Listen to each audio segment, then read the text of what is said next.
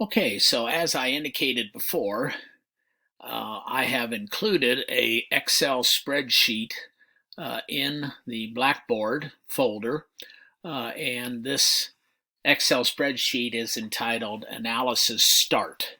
And so this is the analysis spreadsheet that you could then build on in order to find the optimum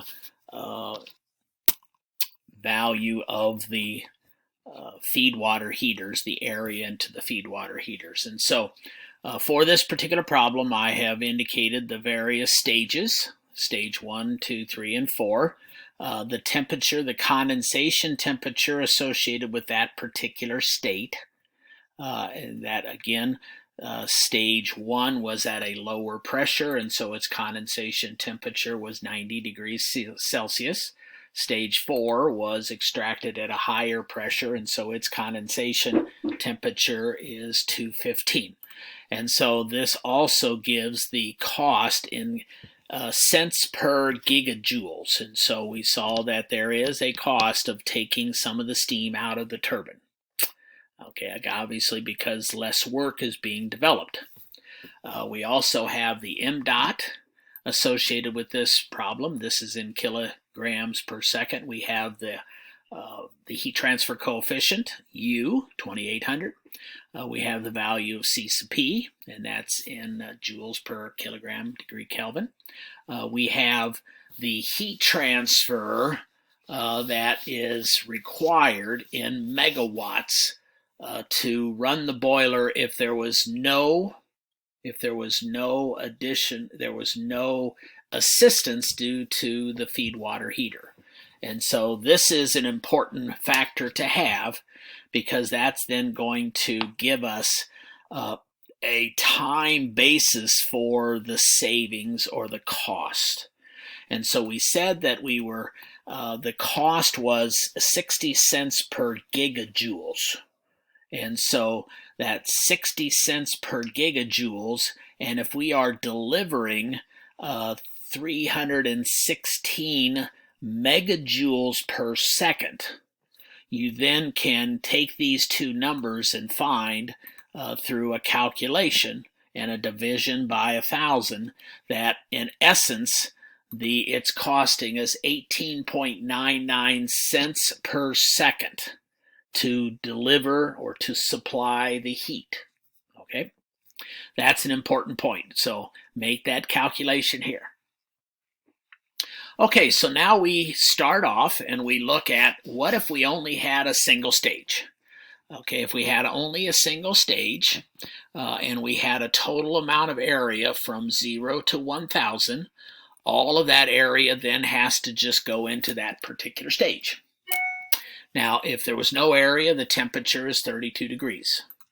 And again, so this 60 degrees for the fact that there was 100 square meters. If we look at the formula involves, as you can see up there, that exponential.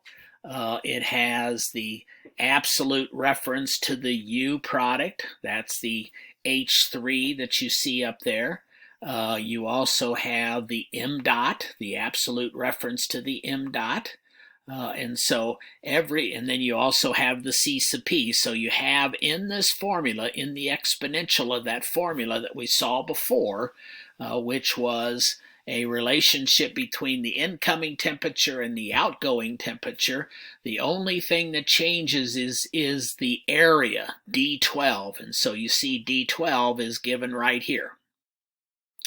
And so let me move this over. Okay, so D12 is the area.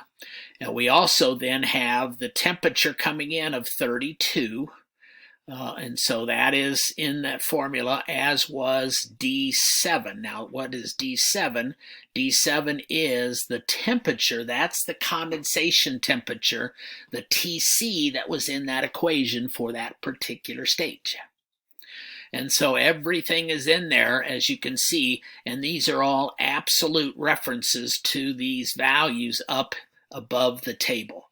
And so by doing that, we see that we could come up with the 60.3, which was the temperature that was generated by the first stage having 100 100 units of area.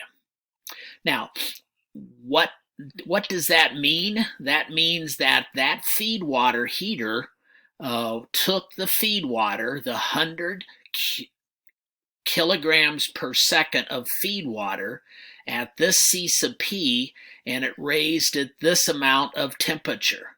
And so when you look at this megawatts of feed, that formula then is just what is the rate of heating going on due to that particular stage. And so I converted into megawatts, and you see that it's 11.8. Okay, so again, I've given you this table, this spreadsheet, so make sure that when you look at the spreadsheet, you understand the formulas behind each of the cells. And now if the temperature went up higher, then it's going to be actually more megawatts. Okay, now where does that come into play? That comes into play because instead of providing 316 megawatts that's going to cost us something, some of that comes from this feed water heater. And so that gives us a savings. And so if you go to the next line over here, you see that I've taken the 11.8 and divided it by the actual Q dot N, and I then multiplied it by this 18.99 in order to get it into a time basis. And so this tells us that by having that 100 square meters of area, we were saving at the rate of 0.71 cents per second. Now, there's a cost to that, and the cost is this next line. And the next line is basically taking the amount of heat that we extracted off, the rate of which we extracted that heat, and we multiplied it by how many cents per gigajoule it cost us. And so again, that number in that table was associated with the less work that's being developed. And so there is then a cost of taking that extracted steam, and I've put that into the same units of cents per second. And so you have the savings, you have the cost, and then you have the net. And so this is how you go about determining the net savings for having a certain amount of area in a particular stage. If I were to allocate all of the area, we would see the temperature would have gone up to almost 90 degrees.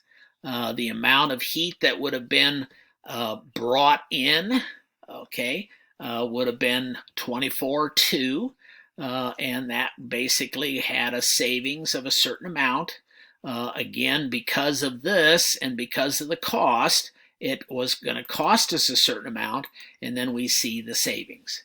And so by looking at stage one, and again, stage one has the temperature coming in at 32 degrees and going up in temperature, we can see the actual savings, the net savings of that particular stage. Okay, so with this table then determined, now what you need to do is you need to now generate those additional tables. And those additional tables are going to say, okay, now let's just look at stage 2 and stage 1. And you're going to set up that the total area for those two stages is going to, let's say, be 100 or 200 or 300 or 400. And you're going to look at all of the combinations. And as you look at all the different combinations, each stage is going to have a certain amount of feed heat. Each stage is going to have its rise in temperature, and each stage is going to have a savings. Each stage is going to have a cost, and you're going to then get the net associated with the two stages with those two areas. And so you'll need to set up a whole set of stages just like you saw in the PowerPoint for having two stages. Now, what you have to keep in mind is that whatever's coming out of stage 1 goes into stage 2. And so this formula for the temperature here it's no longer going to be 32 as the incoming. It's going to be whatever number stage 1 delivered it at. So I just want to make sure that you see that the temperature rise in a particular stage, in stage 2, is going to be dependent upon what you said stage 1 was doing. And then once you get that done, then you need to then generate a whole new set. You're going to find a optimum for each combination of a certain amount of area for stage 1 and 2, just like we've done whether it's filters or whether it's pipeline cost or whatever. And then you're going to go to having 3 stages with a total amount of area, and you're going to look at all the combinations. But what happens is once you have allocated something for stage 3, once you come out of, once you have stage 3, you know the total area for stage 1 and 2, and you'll use the optimum value instead of going through all the combinations from there. And then eventually when you get done with that, you'll have all of those optimizations, and then you'll be able to do one last table, and that one last table will be for a total area of 1,000, where you allocate some for stage 4, but then whatever's left over has already been optimized. And so you'll be able to then go and do the process the same way. Okay, so you have this particular spreadsheet that you can use. And what I expect to see you doing is just coming over and copying and pasting and building on this spreadsheet, either the next tab or over on this side. But you're going to need a whole bunch of information for stage 1 and 2 combined, stage 2, 3, and 4, 1, 2, and 3, and then finally stage 4, 3, 2, and 1. And the final one will be the constraint that you have to use 100,000. You have to use 1,000 square area.